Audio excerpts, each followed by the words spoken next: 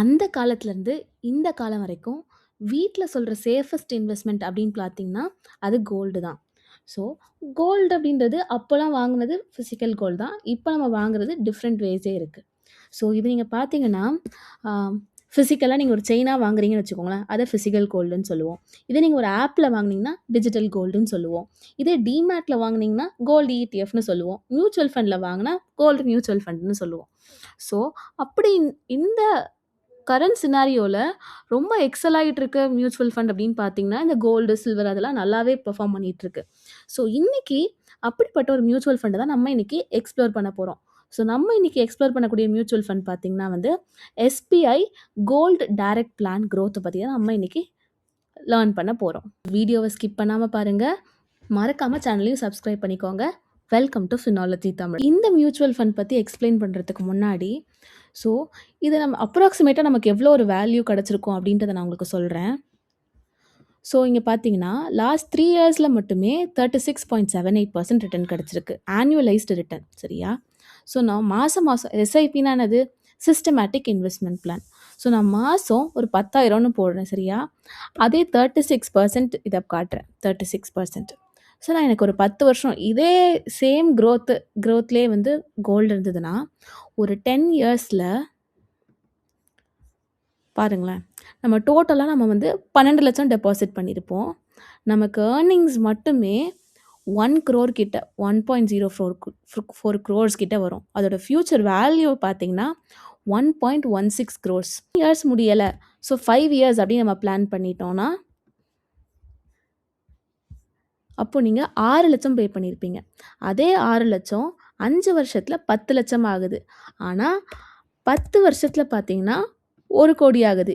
ஏன்? 5 வருஷத்துல அப்படியே டபுள் ஆகுறது.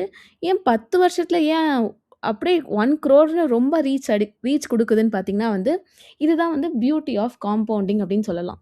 ஸோ இப்படிப்பட்ட ஒரு மியூச்சுவல் ஃபண்ட் பத்தி தான் இன்னைக்கு நம்ம எக்ஸ்ப்ளோர் பண்ண போறோம். So first SBI gold direct plan growth. So இதில் டைரக்ட் அப்படின்ற வேர்டுக்கு என்ன மீனிங்னா வந்து, நடுவில் தேர்ட் பார்ட்டிஸ் அப்படின்றவங்க யாருமே கிடையாது. நம்ம டைரெக்டாகவே அந்த மியூச்சுவல் ஃபண்ட் கிட்ட நம்ம இன்வெஸ்ட் பண்ண போகிறோம். ஸோ இந்த புரோக்கர் கமிஷனு நிறைய சார்ஜஸ்லாம் இங்கே கம்மியாகும்.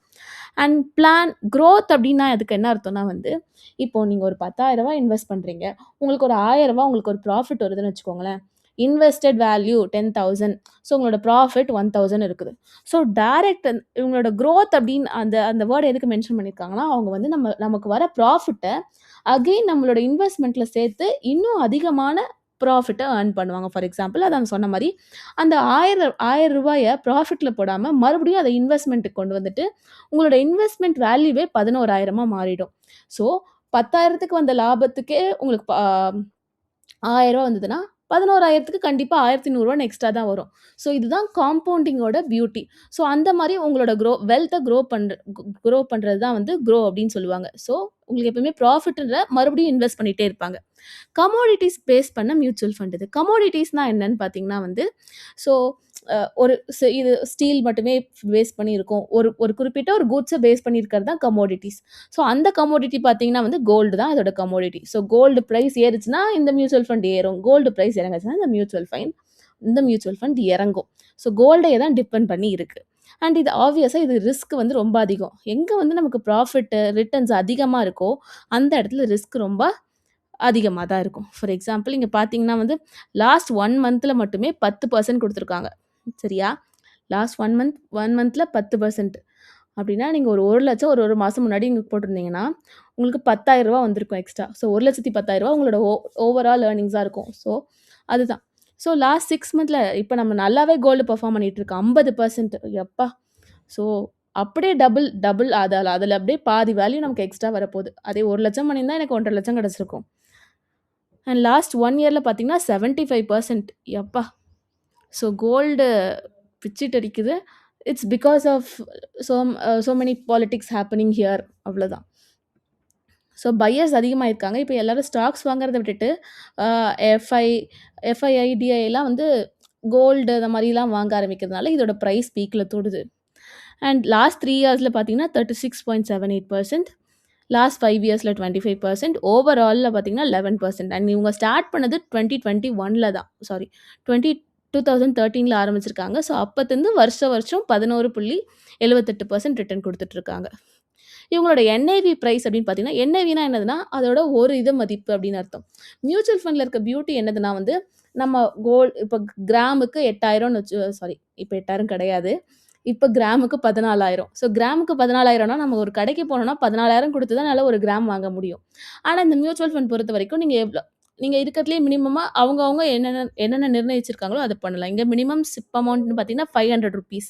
ஸோ அந்த 500 நீங்க குடுக்கலாம்.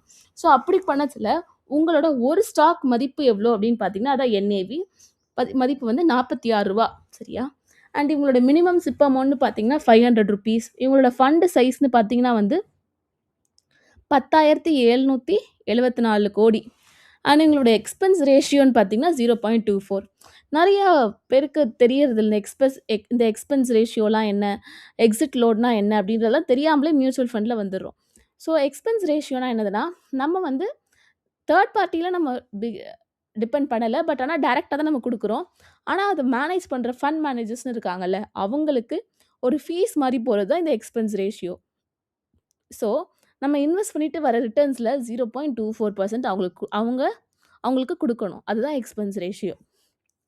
இப்போ எஸ்ஐபி மந்த்லினா நீங்க 500 மாசம் மினிமம் குடுக்கலாம். அதுக்கு மேலயும் நீங்க எவ்வளவு வேணாலும் குடுக்கலாம். ஒன் டைம் இன்வெஸ்ட்மென்ட்ல 5,000 மினிமமா இருக்கணும். சரியா? பாஸ்ட் இயர்ஸ்ல ரிட்டர்ன்ஸ் எப்படி இருக்குன்னு பாருங்களேன். லாஸ்ட் 1 இயர்ல நம்ம எஸ்ஐபியே பார்ப்போம். லாஸ்ட் 1 இயர்ல மட்டுமே இவங்களோட ரிட்டர்ன்ஸ் 34%. லாஸ்ட் 3 இயர்ஸ்ல பார்த்தீங்கன்னா வந்து 84%. லாஸ்ட் 5 இயர்ஸ்ல பார்த்தீங்கன்னா வந்து 120%. யப்பா! ஸோ நீங்க ஒரு ரூ. 6,000 இன்வெஸ்ட் பண்ணியிருந்தீங்கன்னா, கண்டிப்பா அது ரூ. 8,000வா மாறியிருக்கும் 1 வருஷத்துல. இதே நீங்க 3 வருஷத்துக்கு முன்னாடி அதே ரூ. 500 நீங்க இன்வெஸ்ட் பண்ணியிருந்தீங்கன்னா, மொ டோட்டலா 18,000 நீங்க இன்வெஸ்ட் பண்ணியிருப்பீங்க. உங்களுக்கு ரிட்டர்ன்ஸ் மட்டுமே it would have become 33,000. So நம்மளோட மந்த்லி இன்வெஸ்ட்மெண்ட்ட கொஞ்சம் அதிகப்படுத்தி காட்டும். சரியா? மாசம் நம்மளால முடிஞ்சது தான். ஸோ நான் ஒரு 10,000 நான் உங்களுக்கு போடுறேன். ஓகே. ஸோ மாசம் நான் 10,000 போட்டேன்னா, ஒரு வருஷத்துக்கு 1,20,000. அது 1 வருஷத்துல என்ன ஆயிருக்கும்னா, 1,61,000 எனக்கு ரிட்டர்ன் குடுத்துருக்கும். இதே 3 வருஷத்துக்கு முன்னாடி நான் போட்டிருந்தேன்னா, இதே மாரி மாசம் மாசம் 10,000 போட்டிருந்தேன்னா, 3,00,000 3,00,000 6,45,000க்கு போகுது.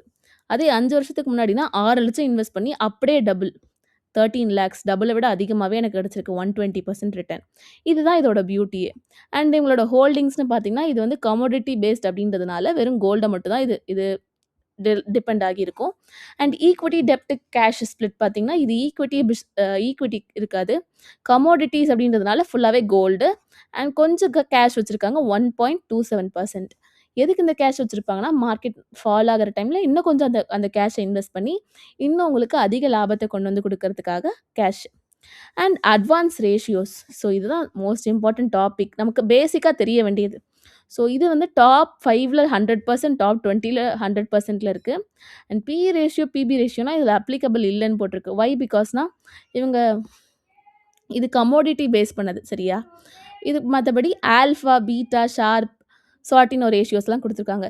இந்த ரேஷியோஸ நீங்க கண்டிப்பா பார்க்கணும். இந்த ரேஷியோஸ்லாம் எப்படி பார்க்கணும்னு தெரியலன்னா, மறக்காம சேனல்ல இருக்க பிளேலிஸ்ட்ட செக் பண்ணிக்கோங்க.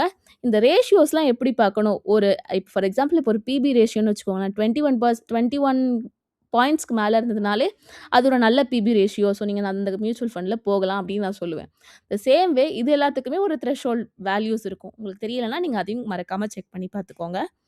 அண்ட் தென் மினிமம் இன்வெஸ்ட்மென்ட் நான் சொன்ன மாரி, ஃபர்ஸ்ட் இன்வெஸ்ட்மென்ட் வந்து 5,000 இருக்கணுமா. செகண்ட் இன்வெஸ்ட்மென்ட் வந்து ரூ. 1,000 இருக்கணும். அதுக்கப்புறமா உங்களோட மினிமம் இன்வெஸ்ட்மென்ட் 500க்கு மேல எவ்வளோ வேணாலும் இருக்கலாம். அண்ட் இவங்களோட ஆனுவலைஸ்டு ரிட்டர்ன்ஸ் வந்து நம்ம பார்த்ததே தான். 36%, 25%, 17% அண்ட் ஓவரால் அவங்களோட கேட்டகரியில இருக்கவங்கள விட இவங்க அதிகமா குடுத்துருக்காங்க. அவங்களோட கேட்டகரினா மத்த கோல்ட் ஃபண்ட்ஸ்லாம் இருப்பாங்க பார்த்துருக்கீங்களா? இப்போ 34 மத்த கோல்ட் ஃபண்ட்ஸ்லாம் குடுத்துருக்காங்க. அவங்களோட பிஆர்ல இருக்கவங்க. ஆனா இவங்க 36 அப்ப குடுத்துருக்காங்க. இவங்க மத்தவங்கலாம் 21 குடுக்கச்சுல, இவங்க 25. கோல்டு. ஸோ இது எஸ்பிஐ கோல்ட் ஃபண்ட் மட்டும் இருக்காது. நெறையா இருக்கும். ஹெச்டிஎஃப்சி கோல்ட் ஃபண்ட் இருக்கும். அம் ஐசிஐசிஐ கோல்ட் ஃபண்ட் இருக்கும். இந்த மாரி அவங்களோட பிஆர்ல இருக்கிற அந்த கோல்டு ரிலேட்டடா இருக்கிறவங்க எல்லாரோடையும் கம்பேர் பண்ணச்சுல, இவங்க டாப்ல தான் இருந்திருக்காங்க. ரேங்க்ன்னு பார்த்தீங்கன்னா, லாஸ்ட் 3 இயர்ஸில் 6th ரேங்க்கும், லாஸ்ட் 5 இயர்ஸில் 4th ரேங்க்கும், லாஸ்ட் 10 இயர்ஸில் 3rd ரேங்க்கும் இருக்காங்க. Exit load the most important thing. So நீங்கள் ஒரு 15 நாளுக்குள்ளே வெளியே வந்தீங்கன்னா 1% நீங்கள் கொடுத்துட்டு தான் வெளியே வரணும். அண்ட் தென் ஸ்டாம்ப் டியூட்டி அப்படின்னு பார்த்தீங்கன்னா வந்து கவர்மெண்ட்டுக்கு கொடுக்க வேண்டிய ஒரு சின்ன டேக்ஸ் அமௌண்ட், அதுதான் ஸ்டாம்ப் டியூட்டின்னு சொல்லுவாங்க. அது எப்பவும் போல் 0.005% தான். ஸோ ஜூலை 1st 2020 இந்த ரூல் வந்திருக்கு. ஸோ அன்னையிலேருந்து இன்னைக்கு வரைக்கும் அதே தான். டேக்ஸ் அப்படின்னு பார்த்தீங்கன்னா வந்து நீங்கள் 1,25,000 வரைக்கும் நீங்கள் டேக்ஸ் கொடுக்காம எடுக்கலாம். அதுக்கு மேலே நீங்கள் எவ்வளோ எடுத்தாலும் டேக்ஸ் கொடுத்து தான் ஆகணும். ஸோ எக்ஸிட் லோட் இங்கே பார்த்தீங்கன்னா வந்து 15 டேஸ்க்குள்ளே எடுத்திங்கன்னா 1%, 1 இயருக்குள்ளே எடுத்திங்கனாலும் 1% தான். அதில் இருக்கிற மெச்சூர்டு வேல்யூ பொறுத்து. இது வந்து 2013 வந்த ரூல், இது 2020 வந்த ரூல்.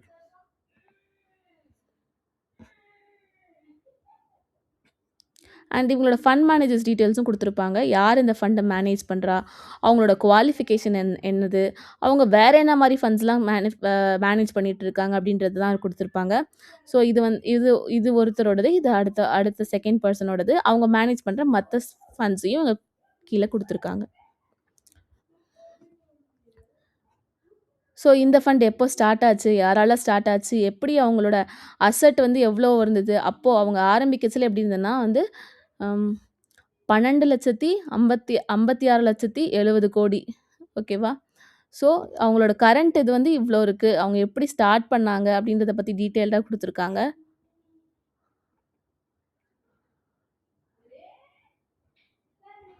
ஸோ அதுக்கு ரிலேட்டடான டாக்குமெண்ட்ஸ் இங்கே இருக்கும். ஸோ நீங்கள் எந்த ஒரு மியூச்சுவல் ஃபண்டை இன்வெஸ்ட் பண்ணுறதுக்கு முன்னாடியும் ஸோ அதில் இருக்க பேசிக்காக என்னென்னலாம் நீங்கள் பார்க்கணும் அப்படின்றத நான் உங்களுக்கு சொல்லி கொடுத்துருக்கேன். ஸோ நீங்கள் உங்களுக்கு டைரெக்டான க்ரோத் இருக்கிற மாதிரி பாருங்கள். க்ரோத் இருந்தால் உங்களுக்கு காம்பவுண்டிங் இன்ட்ரெஸ்ட் நிறைய கிடைக்கும்.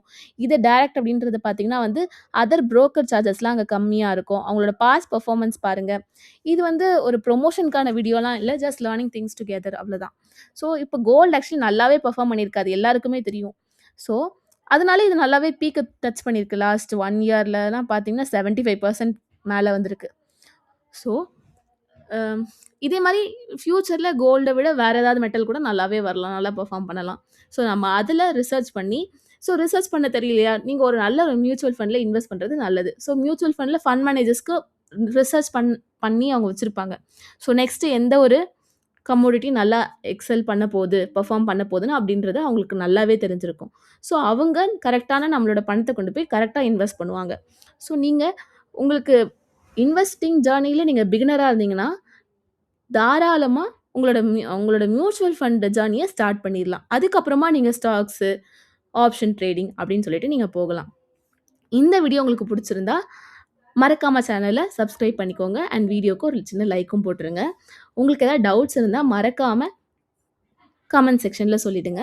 அண்ட் ஃபார் மோர் வீடியோஸ் சேனலில் இருக்க பிளேலிஸ்ட்டை செக் பண்ணிக்கோங்க. அண்ட் இதை தவிர்த்து நிறைய வீடியோஸும் இருக்குது, அதையும் செக் பண்ணிக்கோங்க. தேங்க்ஸ் ஃபார் வாட்சிங்.